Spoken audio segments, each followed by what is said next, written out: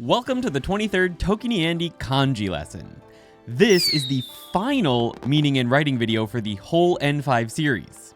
From the next video, we're going to start covering words so that you can actually read all the kanji that we've learned so far. So that's exciting. For our last meaning and writing episode in N5, we're going to cover the meaning, building blocks, writing, historical evolution where applicable, and a story to memorize each of the following 6 kanji. We'll also learn the parts and radicals needed for those kanji. Today, there's only one new part. And stick around to the end of the lesson where we'll be doing a quick quiz to help everything stick. By the way, check the pinned comment below this video to see why we are not learning readings for each kanji just yet. Until the next lesson, at least. I bet you're trying to divine what the first pun for today will be. I mean, the first kanji. Well, despite looking like the katakana to, this is a part that means fortune telling. Technically, it's also a Kanken level pre-1 kanji, so it has its own radical, which is itself. You probably didn't need to be a fortune teller to figure that one out, though. It's also its only part. There are 2 simple strokes in fortune telling. We start with the vertical stroke, and then angle down a single straight line from around or just above the middle of the first stroke. Historically, this has always been a pictograph of a burned cow bone or turtle shell used for divination and fortune telling back in the day. I kind of see a mark that you might find on a Viking rune, but honestly, same idea, so either way works. Beyond the rune I mentioned, I can also see this. Pictograph of a divination or fortune-telling rod. Remember that it's a good idea to pause the video after each story and really try to imagine it, or to create a story of your own that will help you remember the kanji even better. Make sure the story contains the meaning and every single part in some way. Now that this part of the kanji series is nearly over, maybe I can go outside once in a while for a change. Honestly, probably not, but this kanji means outside. The official radical for outside is evening, but we can break it down further into the parts evening and fortune telling. There are 5 strokes in outside. We start with evening on the left, drawing the no stroke, followed by the fu part. We then draw the dot inside of it, making sure to not cut through the fu. Next, we draw the vertical stroke on the right side, making sure to stop short, not sweep down the bottom of the stroke. We then draw the final drop connected to this vertical stroke from around or just above the middle, on the right. Depending on the computer font, you may sometimes see the last stroke here cutting through the vertical stroke, but in general, it's gonna be just attached to it. The kanji outside can also mean things like to miss the mark, or to be different, or other. One explanation I read for the history of outside was that while fortune-telling usually occurred during the day, this indicated doing it at night, thus the evening part, which was outside the norm, or different. Also, I imagine if they're burning cow bones, they do it outside. Another source stated the right side part in this kanji had nothing to do with fortune-telling, but who knows. We are going to use it for our story, though. The fortune tellers only go outside with their fortune-telling rods in the evening. Ideally before dark, because that's the most magical time. Hit the like button for Twilight. Like actual Twilight, not the books or movies. Or because you like the video. It really helps, or so I hear. Winter is coming from the north. Well, it's already here, actually. I'm glad I don't live further north, though. It's cold enough here in Nagano. Getting sidetracked, though. This kanji means north, and its official radical is spoon, for some reason. We can break it down into a 1, staff, and spoon. There are 5 strokes in north. This one doesn't feel particularly nice for me to write for some reason, but it's not too hard when you get used to it. We start with the first little horizontal stroke and then cut down with our vertical staff stroke. While in many computer fonts, the third stroke looks like it's attached to the staff stroke just below the middle, In most writing, it actually starts from the left, cuts up, and attaches under the vertical stroke. We then draw the no-like stroke in spoon, and finally, its fishhook stroke. Historically, this was a pictograph of two people with their backs turned to each other. Apparently, it had a meaning of to disobey or to run away. It was eventually borrowed to mean north. There are various explanations for this, but I suspect we don't really know the reason that this particular kanji was chosen. One explanation suggests that this was people looking towards the sun in the south and turning their back to the cold in the north, but that seems like a stretch to me.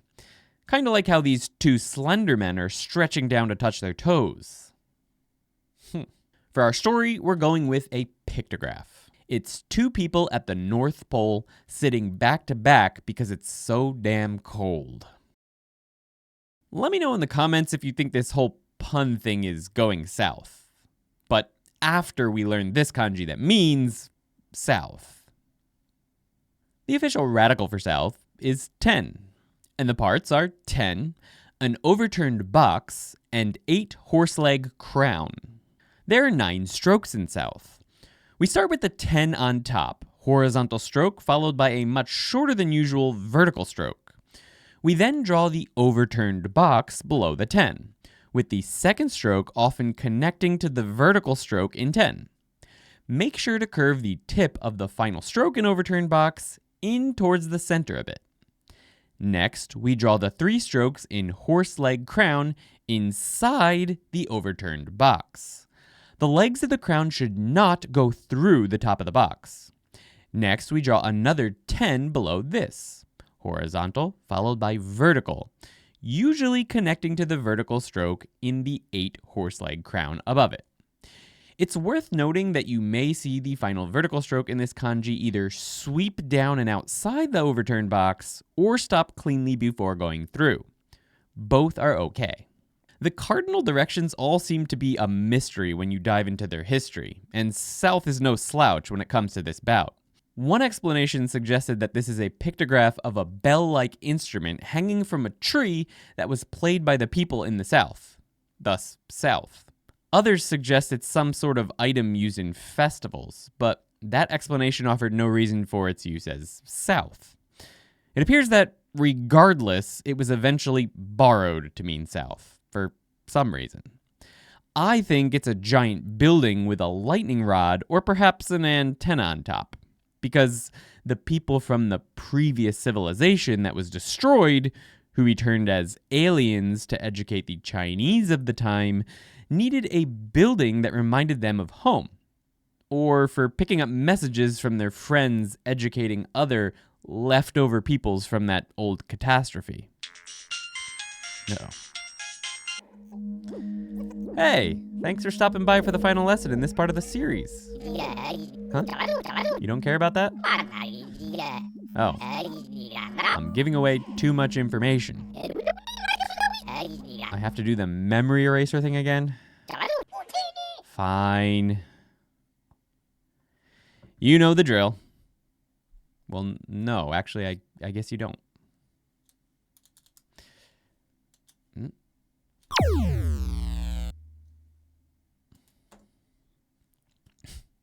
For our story, we're going with, we used our fluorescent +10 staff to find the South Pole. There, we found an overturned box, and in it, an upside-down horse on another +10 staff. In the Wild West of cardinal you know what? No. This one just means west. And it is its own official radical. We can break it down into the parts 1, a mouth, and person's legs, though. There are 6 strokes in west. We start with the horizontal one on top, and then we start to draw the mouth part, but do not complete it. We only draw the first 2 strokes, the vertical and backwards upside down L. We then draw the person's legs part, starting from below the first horizontal 1 stroke and cutting down into the mouth below.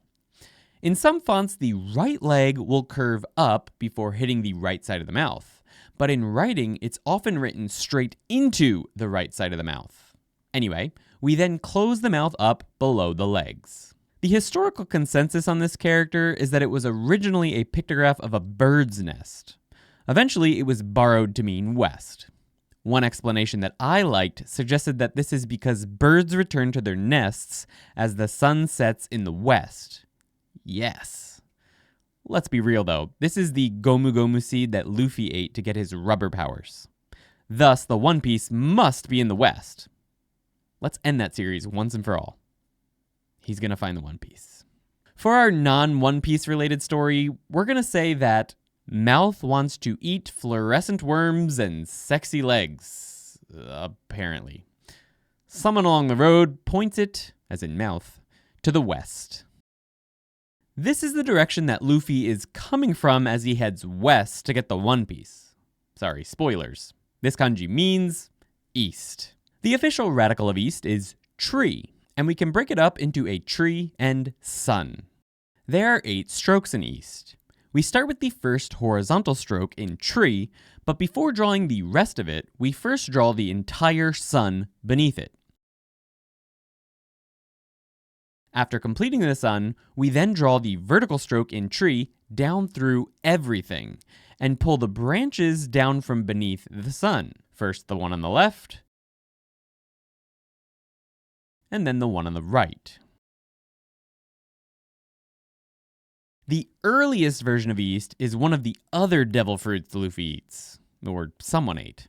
I don't know. I haven't caught up on One Piece yet. There's too many episodes. The latest historical version of this kanji is the giant octopus people from the East.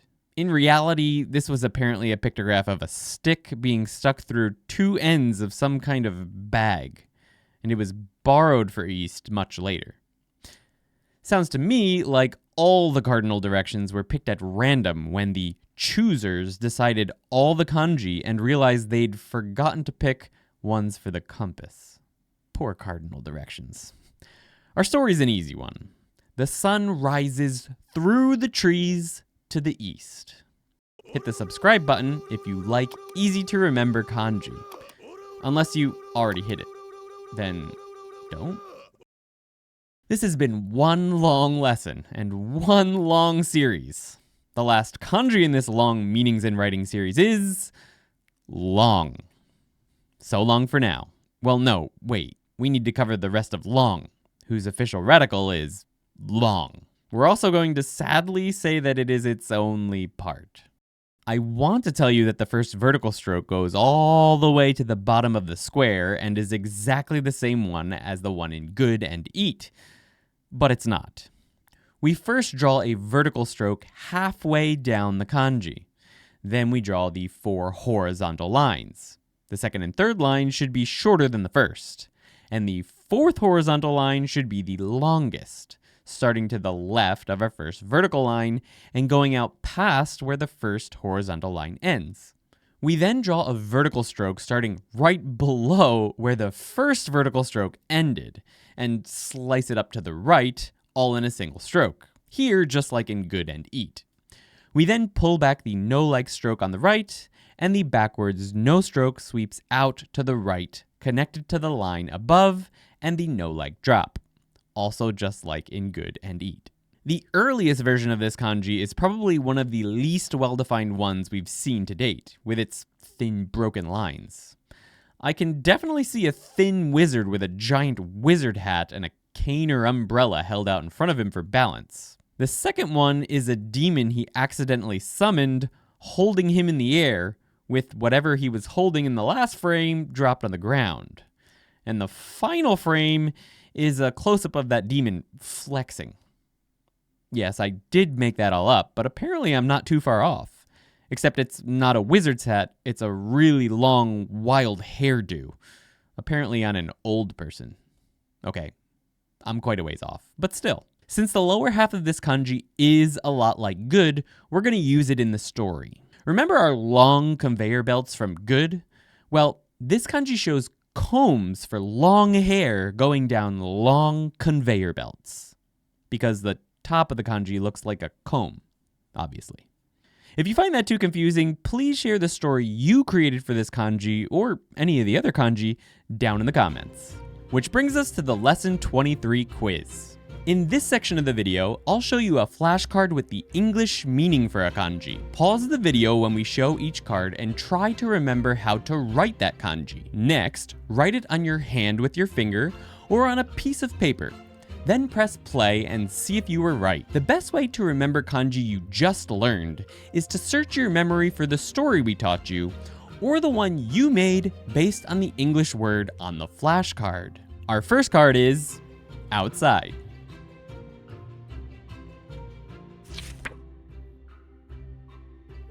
Next is long. Just a few more. Here's east.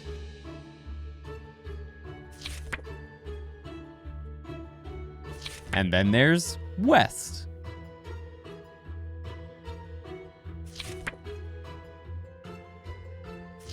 Here's north. And finally, there's south. Let us know how many you got right down in the comments. You can learn the next 5 kanji by clicking here, if the video is already out. If you don't want to wait, you can continue learning with our Level 1 Kanji Flashcard deck for ANKI on ToKiniAndy.com. We're also releasing kanji series videos early for all the members there, so check it out if you want a head start.